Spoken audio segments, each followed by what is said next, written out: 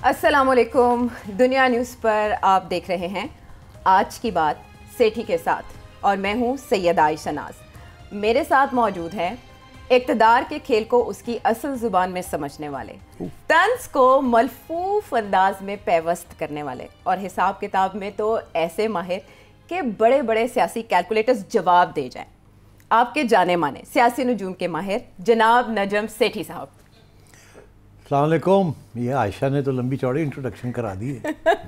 ابھی کم ہے, اچھا لسٹ بہت طویل ہے, لیکن میں نے سوچا کہ ہم اس کو مختصر رکھتے ہیں اور یاد کرتے ہیں کہ پرنٹ میڈیا سے آپ کا جو پہلا قدم الیکٹرانک میڈیا میں پڑا وہ اس پلیٹ فارم سے پڑا, یعنی دنیا نیوز سے آپ نے اپنے الیکٹرانک میڈیا کے سفر کا آغاز کیا تھا. تو واپس آنا آپ کو کیسا لگا؟ یار واپس آنا تو اب بہت اچھا لگا, مگر ایک دلچسپ کہانی ہے اس موقع کی کہ جب مجھے دنیا نے یاد کیا تو وہاں یہاں یوسف بیگ مرزا صاحب ہوتے تھے ایز ایم ڈی. تو انہوں نے مجھے کہا آئیے آپ یہاں ایک پروگرام شروع کریں. تو میں نے ان سے کہا اچھا میں نے تو کبھی کیا نہیں ہے, اور عام طور پہ تو میں انگریزی صحافت کرتا ہوں, اردو کی صحافت میں نے نہیں کی. تو انہوں نے کہا نہیں کوئی گل نہیں, میں نے سنا آپ کو ایک دو جگہ پہ, تو آپ آ جائیں. صرف یہ ہے کہ وہ دو باتیں ہیں یہاں. میں نے کہا وہ کیا؟ کہنے لگے کہ وہ ایک تو 11 بجے ہوگا. اچھا. میں نے کہا 11 بجے ساری دنیا سو جاتی ہے, آپ مجھے 11 بجے شروع کریں گے؟ کہ تو اس کا فائدہ کیا؟ تو مسکرانے لگے, کہتے ہیں کہ وہ دیکھیے نا آپ کی جو سوچ ہے نا وہ عام سوچ نہیں ہے, کم ہی لوگ ہوں گے اس کو سننے والے. تو ہم نے سوچا کہ یہ بھی ایک سوچ ہے, اس کو بھی ہمیں نمایاں کرنا چاہیے. اچھا. تو یہ فکر نہ کریں کہ کوئی دیکھے گا یا نہیں دیکھے گا, ہم صرف ورائٹی چاہتے ہیں. تو کیونکہ آپ کی جو تھوڑی سی پروگریسو قسم کی سوچ ہے نا, یہ یہاں نہیں چلی جائے. یہ کنزرویٹو سوسائٹی ہے, یہاں بڑی اس قسم کی سوچ ہے, تو سارے پروگرام ویسے, مگر آپ کی ایک بریتھ آف فریش ایئر ہو جائے گی. تو مجھے انہوں نے 11 بجے, میں نے کہا ٹھیک ہے میرا کیا جاتا ہے, اب ٹھیک ہے 4 پیسے بن جائیں گے. وہاں تو پرنٹ میں تو کچھ ملتا نہیں تھا, اور یہ بھی ٹرائی کر کے دیکھ لیتے. تو وہ دن ہے, اور آج میرا خیال یوسف بیگ مرزا صاحب اگر مجھے ملتے ہیں تو کہتے ہیں کہ وہ دن بھی مجھے یاد ہے کہ میں نے کہا تھا کہ تمہاری کوئی خاص دیکھنے والے کوئی نہیں ہوگا. It was a non-starter by the way. So therefore میں بڑا I'm very delighted, thankful to Allah کہ تھوڑی بہت مقبولیت مل گئی, اور جو باتیں ہم کرتے ہیں کچھ لوگوں کو سمجھ بھی آتی ہے اور کچھ پسند بھی کرتے ہیں. ہاں نہیں ایسا ویسا یہ سفر چلا, اس کے بعد تو سلسلہ ایسا کھلا کہ آپ کی چڑیا خاصی مقبول ہوئی, اور پھر چڑیا کے بعد باقی پرندے بھی میڈیا میں جگہ بنانے لگ گئے. 2009 سے 2011 تک آپ دنیا نیوز کے ساتھ رہے, جنوری 2011 تک. تو اس دوران ایسا کون سا واقعہ تھا جو ابھی بھی آپ کی یادداشت پہ ثبت ہے؟ یو مین جب میں نے دنیا چھوڑا اور دوسری چینل جوائن کی جی, تو کون سا انسیڈنٹ تھا یا کوئی جو مجھے یاد ہے کہ غیر معمولی تھا؟ ہاں غیر معمولی تھا, جس کے اندر کوئی باتیں سیریس قسم کی سنجیدہ ہوئیں, اور شاید میں نے کوئی پریڈکشن بھی کی ہو چڑیا کی and so on. Classified file سے ریلیٹڈ تو ظاہر ہے آپ خبر اندر کی. ہاں مجھے یاد ہے کہ اس وقت ایک انسیڈنٹ ہوا تھا لاہور شہر میں.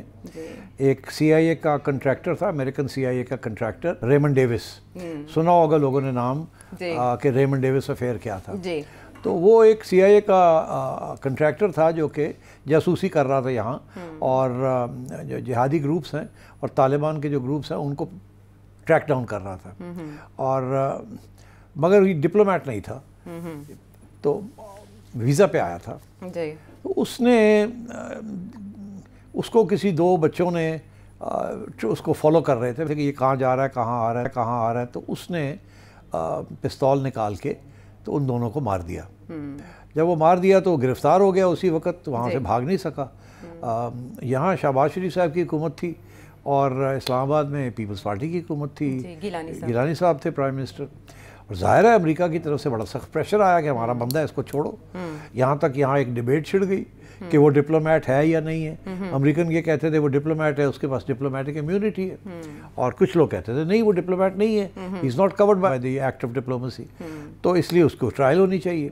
تو اتنا زبردست پبلک اوپینین اور میڈیا اوپینین بن گیا کہ اس کو چھوڑنا نہیں ہے, اس کو ٹرائل کرنی ہے. اور it was pure and simple murder, کیونکہ انہوں نے اس کے اوپر کوئی کارروائی نہیں کی تھی, کوئی حملہ نہیں کیا تھا, کچھ نہیں کیا تھا, وہ صرف اس کو فالو کر رہے تھے اور اس نے ان کو مار دیا. تو اس وقت بڑا سخت پریشر تھا شہباز شریف صاحب کی حکومت کے اوپر. ان کو سمجھ نہیں آ رہی تھی کہ اب کیسے اس کو چھوڑا جائے, نکلے کیسے, اس کو نکالا کیسے جائے اس دلدل سے. اور تو اس وقت مجھے پوچھا گیا, تو مجھے پوچھا کہ جی یہ پھر اب کیا ہوگا. تو مجھے اندر کی خبر تو تھی نہیں میرے پاس اس وقت اب چڑیا ابھی چلی نہیں تھی.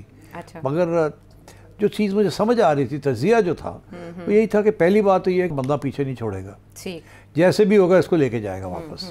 یہ ان کا ایک پالیسی ہے.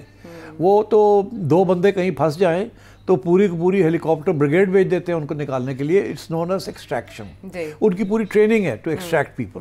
اچھا, تو اس لیے میں نے کہا یہ اس کو نا امریکہ تو لے کے جائے گا, مگر ہمارے لیے پرابلم ہے, ہم کیسے چھوڑیں گے اس کو, بڑا مسئلہ بن جائے گا. لوگ مرے ہیں وہ تو اپنے شہری کی حفاظت. ایگزیکٹلی. تو پھر میں نے باتوں میں نے کہا ایک ہی راستہ ہے اس کو نکالنے کا. اگر پاکستان کی حکومت چاہتی ہے کہ اس کو نکالے اور امریکہ بھی چاہتا ہے واپس دیں, اور آپ نے پبلک اوپینین کو بھی سیٹسفائی کرنا ہے, تو ایک ہی راستہ ہے, وہ اسلامک قانون کے تحت دیت ویت والی گیم کھیلیں اور ان کو نکال لیں یہاں سے. اچھا. میں نے کہہ دیا. یا آپ نے سولوشن دیا یا پریڈکٹ کیا کہ یہ ہوگا؟ میں نے کوئی سیمی پریڈکٹ کیا اور سیمی سولوشن دی. سیمی پریڈکٹ بھی کیا کہ میرا خیال ہے کہ اور کوئی راستہ نہیں ہے. میرا خیال ہے یہ آپ دیکھیے گا, یہ قصاص اور دیت والی جو چکر ہے نا, اس کے اندر یہ نکال لیں گے ان کو. اور پھر وہی ہوا. اور پھر وہ ودن آئی تھنک 15-20 days, وہ 2-3 مہینے رہا یہاں جیل میں, اور تقریباً 2 ماہ انہوں نے اپنی کتاب میں بھی لکھا. اور پھر وہ اس کو فیملی کو پیسے دے کے ان سے معاف کرا دیا, اور وہ رہا ہو گئے. اور جیسے ہی وہ رہا ہوئے, وہ جیل میں بیٹھ کے اپنے موبائل فون سے شہباز شریف صاحب کو پیسیجز بھیج رہے تھے کہ کب نکالے, وہ کب نکال رہے, کب نکال. وہ کہہ رہے تھے ہینگ آن. تو پھر وہ اس کو لے گئے اٹھا کے. اچھا, یہ جو آپ کی پریڈکشن ہے اس کے عین مطابق یہ ہوا کہ جو خصوصی عدالت تھی سماعت کر رہی, فوری طور پر اسے شرعی عدالت میں بدلا گیا. یہ ہیپننگ ہوئی جو کہ ریمن ڈیوس اپنی بک میں لکھتے ہیں کہ مجھے سمجھ نہیں آیا کہ اچانک کیا ہوا. اس کو بھی نہیں پتا تھا کہ راستہ کیا نکلے گا. اس کے لیے وہ پھر بعد میں مطالعہ کریں گے پاکستان کے قوانین کا, تو وہ کر چکے ہوں گے. پیسے ویسے دیے. اور ہاں, اچھی خاصی رقم تھی سیٹھی صاحب. تو کس نے دیے پیسے؟ ابھی تک تو کسی کا نام نہیں لیا گیا کہ کس نے پیسے دیے. حکومت تو دے نہیں سکتی تھی, بیکاز کوئی سیکرٹ فنڈ ایسا نہیں تھا کہ جس میں سے آفیشلی دیے جائیں. تو وہ تو ہوتا یہی ہے کہ جس کی فیملی ہوتی ہے وہی دیتے ہیں. تو یہاں تو کوئی فیملی تھی نہیں, اور اتنی سخت کڑی نظر تھی میڈیا کی کہ اب کیا ہوگا, کون دے گا, کیا نہیں ہوگا. تو ایونچولی پھر ایجنسیوں نے ایک صاحب کو سے رابطہ کیا اور ان کا کہ آپ پیسے دے دیں بیہائنڈ دا سینس, اور تاکہ ہم ان سے لکھوا لیں گے کہ پیسے مل گئے ہیں. اچھا. تو پھر وہ صاحب نے پیسے دیے. اچھا. اور وہ پھر اسپیکولیٹ تو کیا جاتا ہے کہ نواز شریف اور زرداری صاحب نے کوئی میوچل ارینجمنٹ سے نہیں, کوئی نواز شریف صاحب کا کوئی رول نہیں تھا, زرداری صاحب کا کوئی رول نہیں تھا ڈائریکٹ. اچھا. انڈائریکٹ ضرور ہو سکتا ہے, بیکاز دونوں ایک ہی حکومت پنجاب میں تھی, دوسرے کی حکومت سینٹر میں تھی, تو ظاہر ہے کہ اپروول تو ملی ہوگی. اور میرا خیال ہے جن صاحب نے یہ پیسے دیے تھے وہ دونوں سے واقف تھے, اور ایجنسیوں سے بھی واقف تھے, ان کے بڑے قریب تھے. وہ اور بات ہے, نام میں نہیں لوں گا, مگر آج کل شاید وہ اتنے قریب نہیں رہے, اس وقت بڑے قریب تھے. اچھا, چلیں اسی سے بہت بڑا اشارہ مل گیا.